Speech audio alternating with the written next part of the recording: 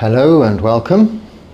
Continuing with your comments and questions, and stay with us.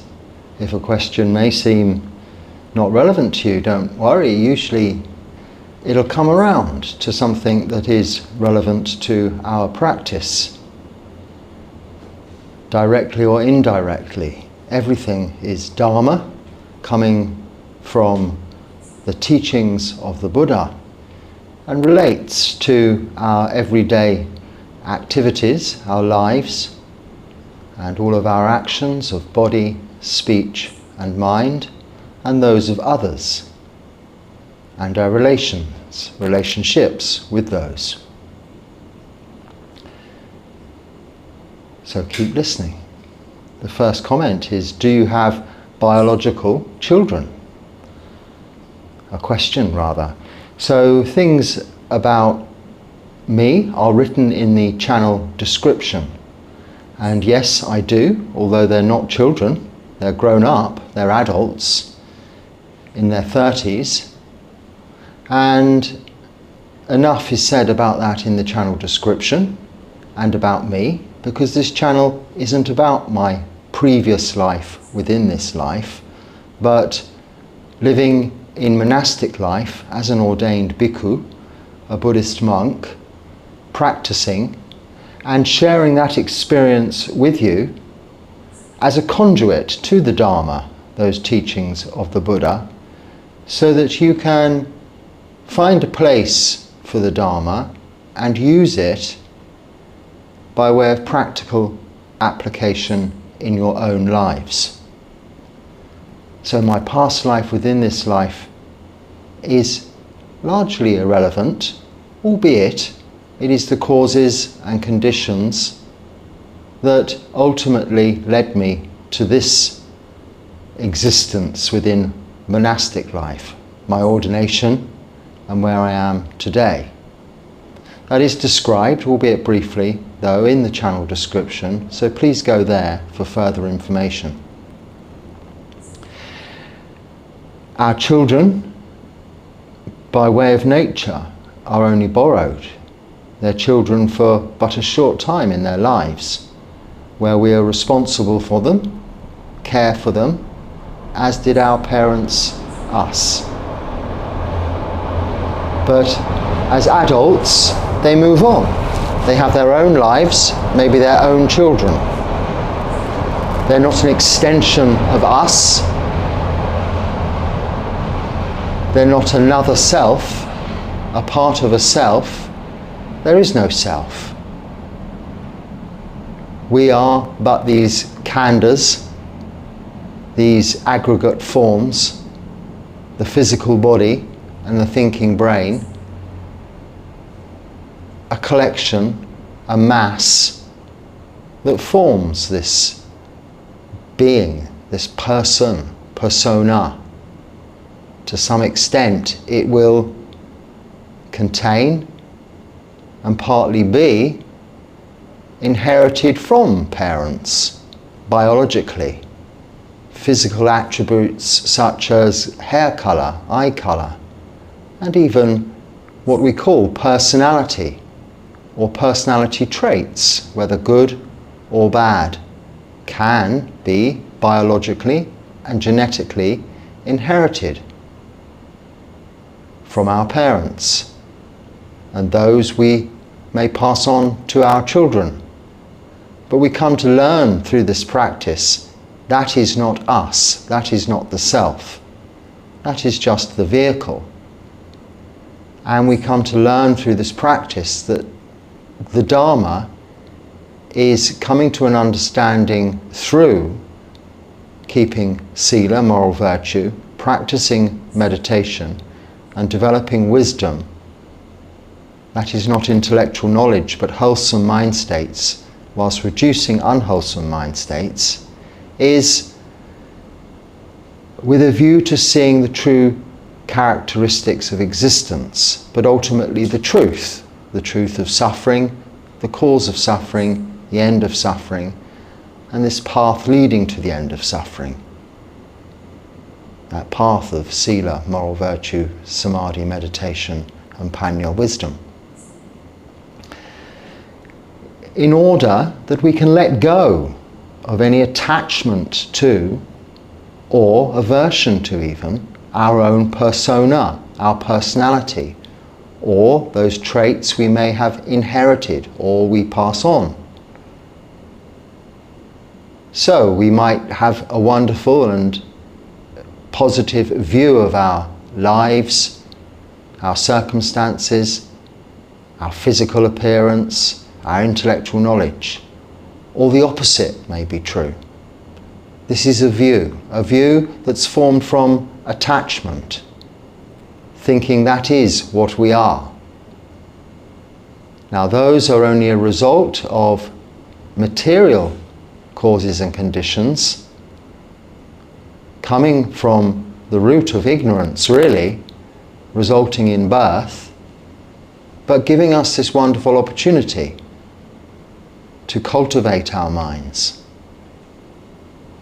to learn from this experience, but also from the teachings of the Buddha, the Dharma, how we can become liberated from samsara, the continual rebirth into existence as a result of ignorance, through dispersing ignorance by knowledge of the truth or realization of the truth, awakening, waking up, we call enlightenment.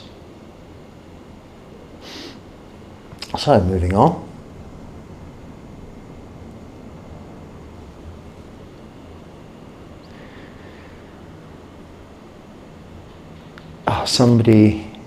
Many people asking where I am, where this place is. So again, if you go to the channel description, no, it probably doesn't say there, it just says I'm in Sri Lanka. But you can also Google or go on Google Maps, English Buddhist monk, and it will give you a precise map location somehow. I don't know how that's come about really, but in answer to that question, generally on the southwest coast of Sri Lanka, in a small place called, no, actually email me, because I don't normally say my location on here. Well, I don't think there's any harm in that, but I'm in Bentota anyway.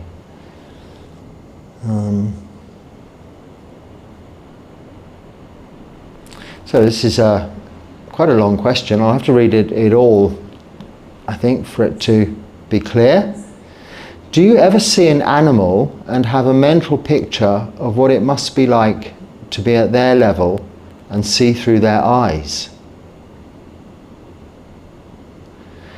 And then they go on to say, I've noticed since I've started interacting with Dharma, that happens a lot to me.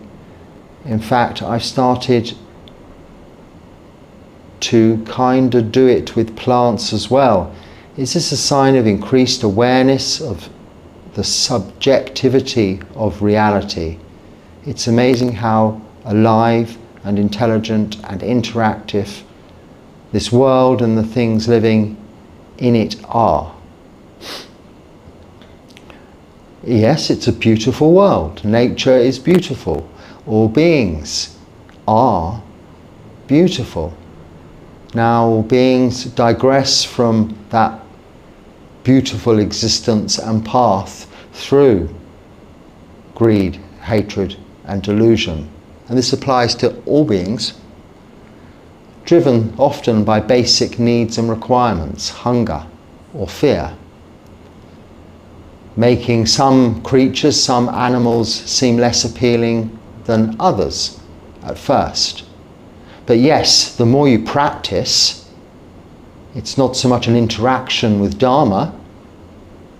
Dharma is the teachings of the Buddha, the way we can practice, live, something we do, or qualities we develop, and an ability of letting go of this singularity view of person, of self, and knowing that all beings are also suffering. So it's not taking on Dharma as being all things are impermanent, anicca, suffering, dukkha, and not self, anatta, just for our own existence, but recognizing that same suffering in all beings.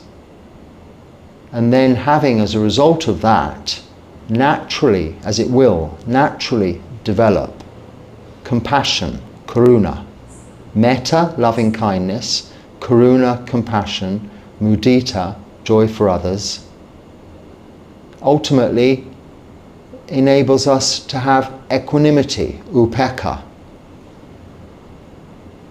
in life and towards existence, reacting accordingly and necessarily, but not overreacting, or not reacting with opposing means or violent means as a way of defensiveness or aggressiveness, but doing just what needs to be done.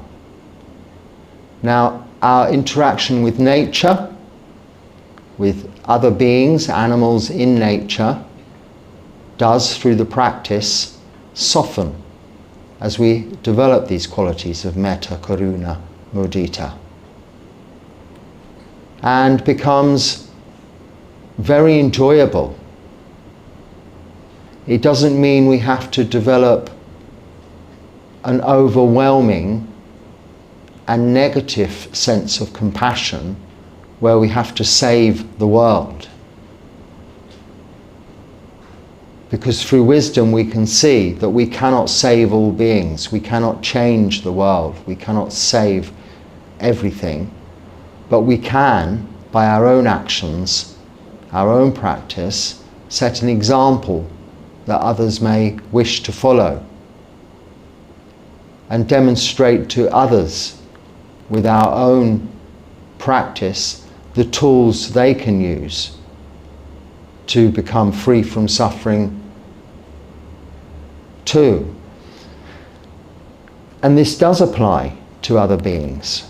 When you're keeping precepts, doing no harm intentionally, practicing mindfulness, so being very careful where you step and how you behave around other animals, other beings.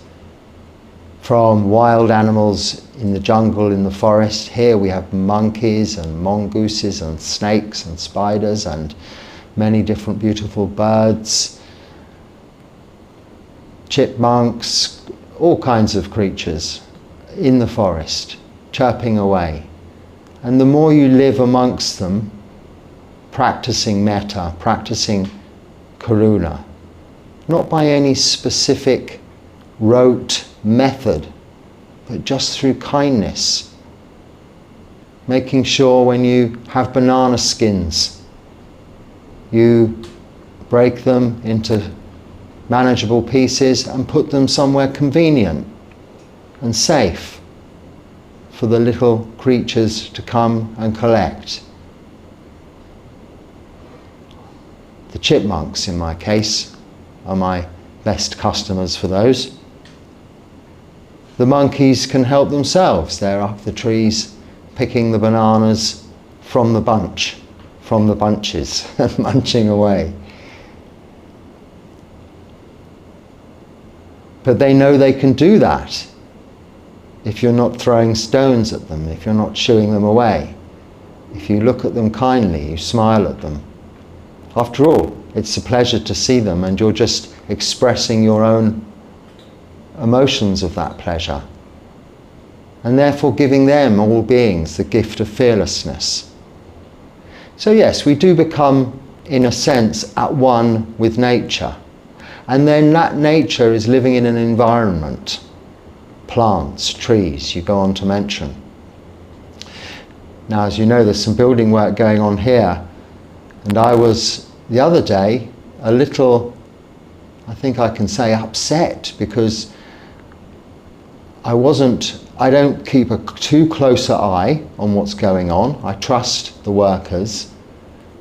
But at the end of the day, emerging from my practice, my kuti, many of the trees surrounding me had gone. and the ground had been levelled. And at first I was a little unequanimous and, let's say, a little shocked that so much had gone.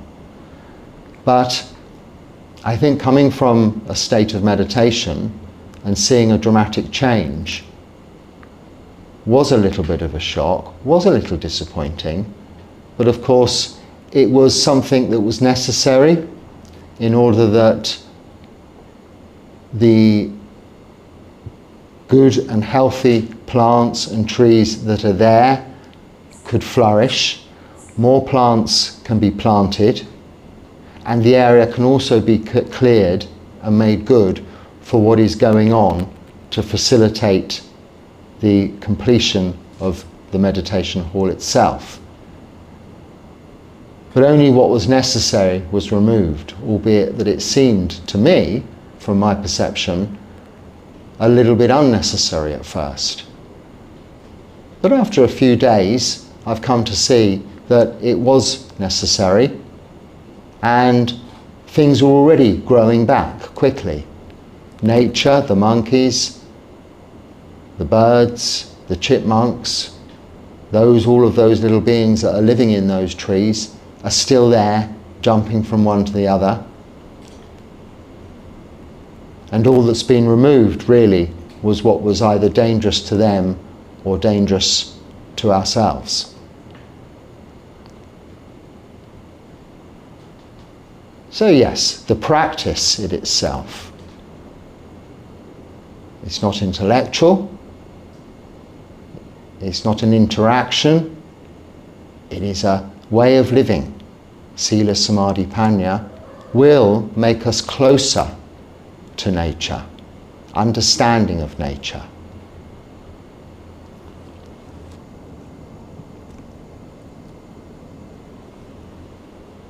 Oh, somebody, I'm ordaining on the 10th of September. Anumodana sadhu, sadhu, sadhu. Congratulations, I'm very happy to hear that. Then you ask me, what did I feel? What did you feel at that moment? At that actual moment, I think the feelings are more relevant leading up to the moments, to that moment, and the moments afterwards. I mean, the moment itself of ordination is quite a long ordeal, a long moment. And your mind is on the busyness of the day, the number of people there, the ordination ceremony itself and all of the ceremonial goings on, the words you have to learn and things you have to remember to do and where you have to be. So there's not a lot of room for feelings, but my overall feeling through ordination up to afterwards and probably during and in that moment was of relief, of letting go, being released from worldly life, not responsibilities. We are responsible to other beings by way of the example we are setting, by the way we're living. We're not escaping. We're learning to face our difficulties, whether physical or mental, and come to understand them, to find their cause, know their cause, and be able to alleviate or eradicate that cause of suffering. But there is still a sense of relief in that you are ordaining into and adopting a prescribed path, a very specific prescribed path. Having been diagnosed and established an illness, it is like the doctor giving you a prescription for a very specific medication to cure that illness. And you're collecting the medicine and you're able to begin the treatment. It isn't the end, it is the beginning. But it is still a relief, isn't it? So that's the overall feeling at that moment. But I'm sure we're all different in that respect. But we're letting go. This is what must be remembered. We're putting things down. We're not becoming, we're not gaining, we're not getting. What we were before is gone. The families, the careers, the social lives, the children are no longer a part of what you perceive to be yourself. It is that self we're letting go. They are still there. They've given you permission to leave them and ordain.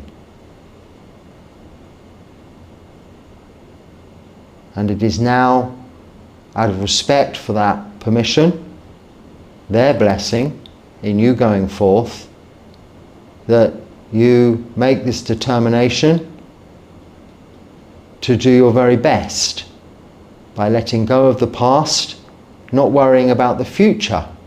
You are now dependent on the Sangha for that, as they are dependent on you. And putting your trust in the Dharma. Living in the present moment, here and now. So enjoy that moment of ordination, but each and every moment in the present as it comes along. Congratulations. Maybe email me and tell me if, well, you probably won't now have that opportunity. So I won't encourage you. But if you do, let me know where you ordained and where you are. Have you practiced at any of the Ajahn Chah monasteries? Yes, and lived in them. So in England there are 4, 2 of which I have, one of which I've practiced in mainly, and another visited on occasions.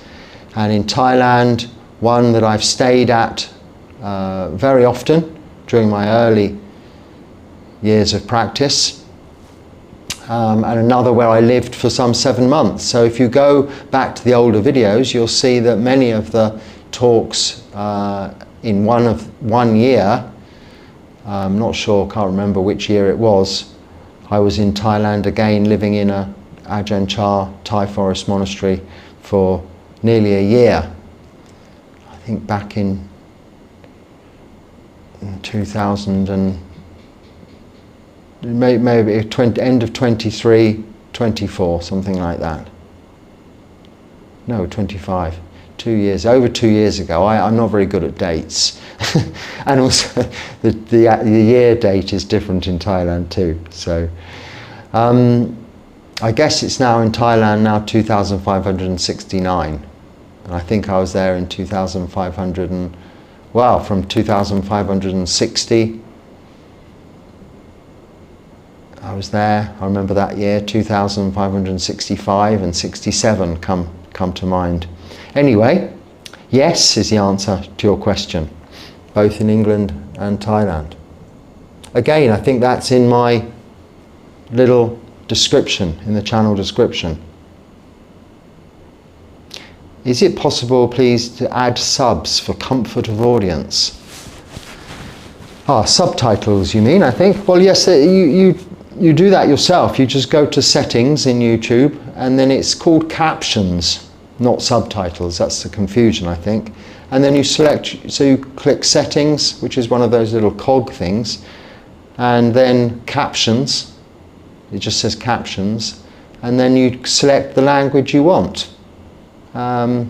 If certain languages aren't included, and unfortunately I think Sinhala is one that is not included, and I'm not able to manually do anything about that. So I don't have the translation skills or the inclination to get involved with post-editing of these talks or videos or doing anything with them other than uploading them. So that's the way they are. That's how they've always been. These recordings are very simple for me to present, just talking. Whilst talking, it's being recorded. So there's no pre-planning and there's no post-editing. It's kept simple and therefore doesn't interfere with my day or my practice in any way. It's also a way of compartmentalizing your comments and questions and the emails I receive into a space and a time slot in the day where that is managed. I respond to those comments and those emails each and every day, and at that time only. So after this, I have no need to check my correspondence, emails, or administration in that sense again until tomorrow. I have no notifications, I have no social media. The phones are always off or on silent, or the phone is either off or on silent. And that keeps life simple and peaceful. Someone was saying to me how depressing life was back at home. By that they mean my home country, the UK, with all the bad things on the news and having to drive in heavy traffic back and forth to somewhere I was, they said they were going to, which I happen to know they don't have to go to. And I didn't say much, but what I was thinking was, well, why are you watching the news if it's so depressing? And every time I hear from this person, they will say, it's so depressing, the news is all bad. Well, the news is bad, it's just the nature of news. When was the last time the newspapers or the news feeds or whatever it is, in whatever form these days, was just good news? It's never any good news. It's a case of bad news is what sells and what is reported. But we can choose. We don't have to watch it. I haven't watched the news or heard the news, seen the news for many years. And I've not missed out on anything at all. If something major happens, as it did, a few years ago we had this COVID thing, people will tell you, you have to take action, do something or other. And it's enough. Dwelling on it, watching it, hearing it over and over again, analysed throughout the day, I'm not surprised will make people miserable and depressed. And if you're constantly going somewhere and having to deal with traffic jams and busyness, just ask yourself, is it necessary? Could I do this in one trip once a week, or could I do this in less trips at least? Am I doing something out of habit or necessity? This is the thing. Of course, we have needs, and those needs must be met. We may be catering for the needs of others, which must be met. But those aside, a lot of our activity revolves around habits, habitual living. Life itself is a habit and the cause of suffering through ignorance. It is suffering we're trying to eradicate, become free from, liberated from in this lifetime, and therefore no further future rebirth. Therefore breaking that habit, the habit of a lifetime, the habit of life. Not in an nihilistic way, but learning to appreciate and enjoy what there is surrounding us. This same person also then mentioned how grateful they were for the retreat of their home and their garden, where they're living, and the beauty of nature. And again, I didn't say much, but thought, well, spend time there then, rather than what it is you're doing. Now, I happen to know this person very well and know that what they're doing isn't out of necessity, but out of desire for being busy. They like being busy. People do, don't they? A question people ask when greeting, where I'm from anyway, is, oh, are you busy? Have you been busy? Oh, I'm so busy, yes. They like having this, I'm busy conversations. Are you keeping busy?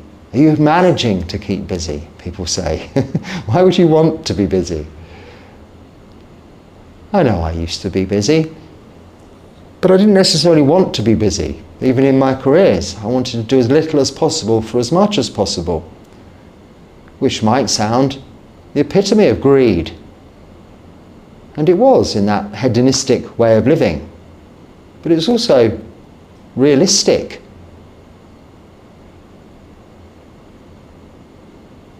It was also appreciating that we can do an awful lot of activity for no reason.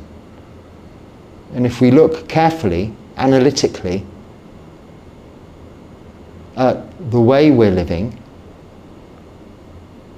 a lot can already be let go of. It's not just renunciation, it's letting go of habits that tie you down.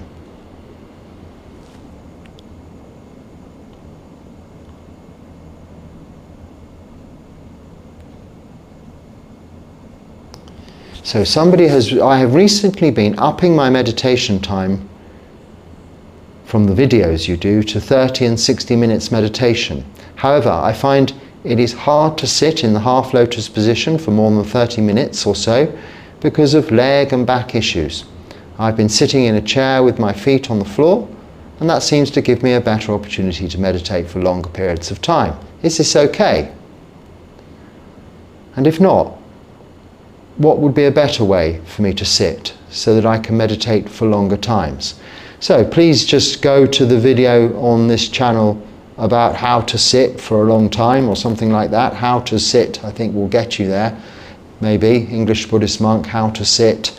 Or just go to the channel description page, playlists and Dharma talks as the playlist, and look for the more popular. Sort the list into popular and scroll down. You'll see there's many videos of how to sit for a long time and posture. But if you're finding it okay to sit in a chair, as you're doing, as long as you're sitting upright and not leaning, then that's fine.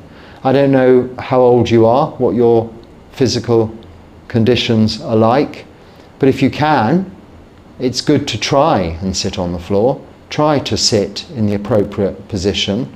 You don't see many depictions or pictures of Buddhist monks or Buddha Rupas sitting on chairs meditating, and more often you'll see that they're sitting in the lotus posture. And other meditative philosophies, yogic practices, you'll see people sitting on the floor. Chairs were not always around and still aren't in parts of Asia. They're a modern invention. They came about in order that people could sit at tables. So if you get rid of the tables, you don't need the chairs. And our bodies are quite able to sit on the floor, but they get used to sitting in chairs. If you can get used to sitting on the floor, you don't need chairs, you can sit anywhere. It's been a very complicated thing to organize. We have a thing called an asana, which is where the monks sit in a meditation hall or a temple. And here they love chairs. Everybody in houses and in monasteries. It's a country that's been influenced by the Europeans to a great extent. So therefore chairs have come about. They're also a very Christian thing. I think Jesus, he was a carpenter, he invented chairs. Oh, that's going to get some comments, isn't it? But it's true. Prior to Jesus, there were really no chairs in Israel, in Bethlehem.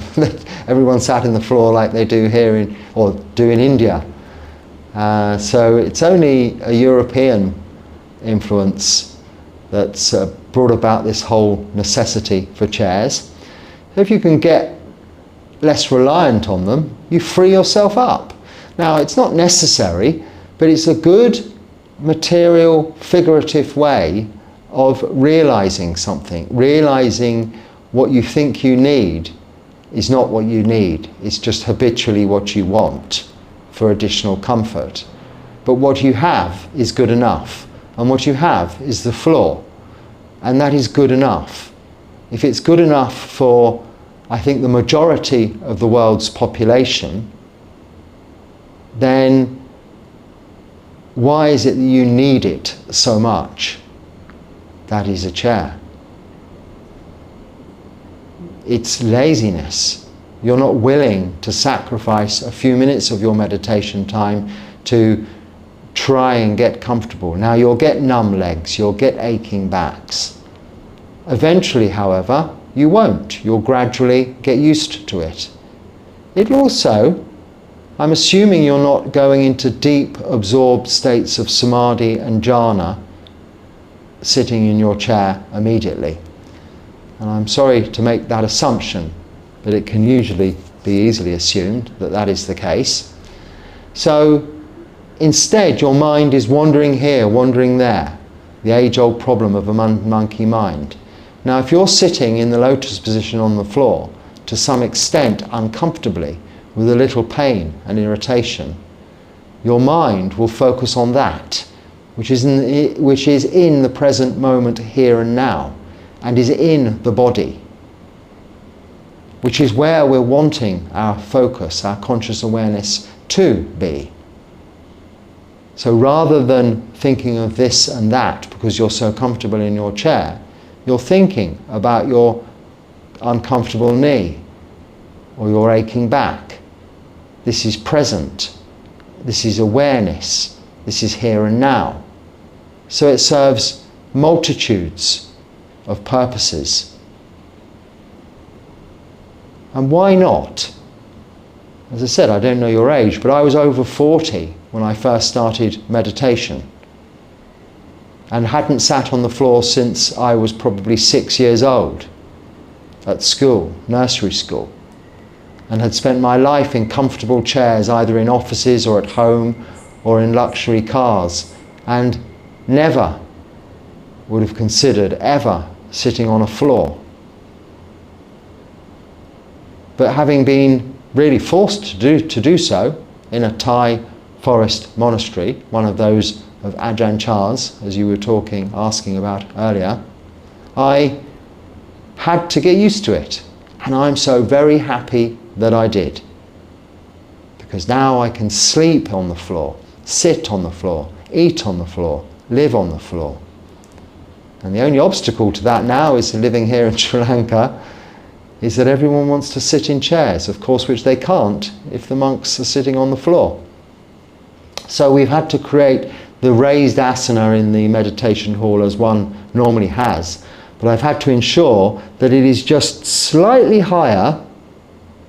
Not that I'm really bothered, but lay practitioners here are bothered, so it's for their consideration. I've had to ensure that the asana has been changed a few times, much to the probably annoyance of the workers. But I'm sure they understand. It's quite difficult for me to know how to do it if they don't even understand the reasoning behind it. But to get the asana just slightly higher than the standard chair. So if people do insist on sitting on chairs, they won't feel uncomfortable because the monk or monks are sitting on the floor below them. In fact, here they really wouldn't sit on a chair if you were sitting on the floor. They'd try and sit on the floor, and they might not be able to sit on the floor, having only been used to sitting in chairs. So to give everybody a fair opportunity, we are creating the asana just slightly higher than any chair in order that there isn't no confusion. It's slightly higher than I would like it to be, but at first they made it way too high, which was a struggle even for most people. I was okay, but a lot of people monks-wise, might not be able to get up there without a ladder. So I have to balance. It's a balancing thing, isn't it? And it may seem a trivial thing, but your question is about sitting on the floor. Think of all of these questions that arise when you try to do so. And they're questions away from the troubles of the world, away from your own suffering, but of a very practical and necessary subject. How your posture is, how you sit, Most of your day is spent sitting. And if you can do that on the floor without furniture, then even more of your day can be spent sitting in even more and varied places, more comfortably and more easily. So it's about liberation. It really is. So watch those videos about sitting. Practice, learn, stretch yourself, push yourself. Don't always think this is the easy path. It's the middle way. But it's not also about suffering and doing yourself damage. You have to be kind to your bodies. But at least try. Don't give up at the first hurdle. If your legs go numb, your knees ache, your back aches, use it. Use it for present moment awareness. Use it as a meditation object. Practice with it.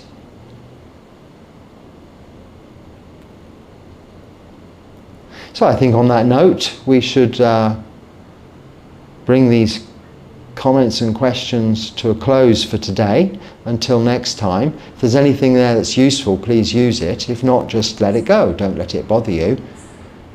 And see where those questions, even unrelated, do apply to everything we do.